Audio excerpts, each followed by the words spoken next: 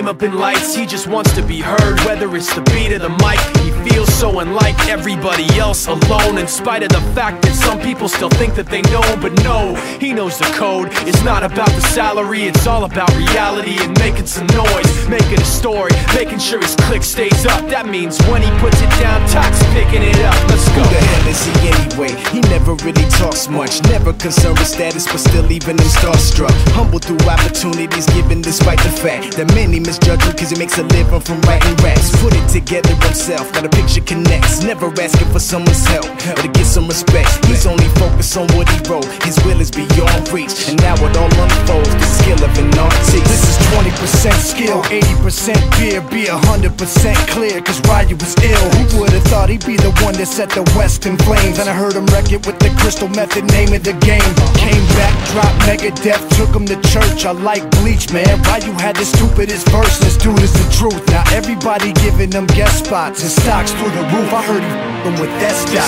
This is 10% luck, 20% skill, 15% concentrated power of will, 5% pleasure, 50% pain, and 100% reason to remember the name. They call him Ryu, he's sick and he's spitting fire and Mike got him out the dryer, he's hot. Found him in Fort Minor with Top, but a f***ing nihilist porcupine. He's the type women wanna be with, and rappers hope he gets 8 years in the making, patiently waiting to blow. Now the record with your notice taking over the globe. He's got a partner in crime, his is equally dope. You won't believe the kind of that comes out of this kid's throat.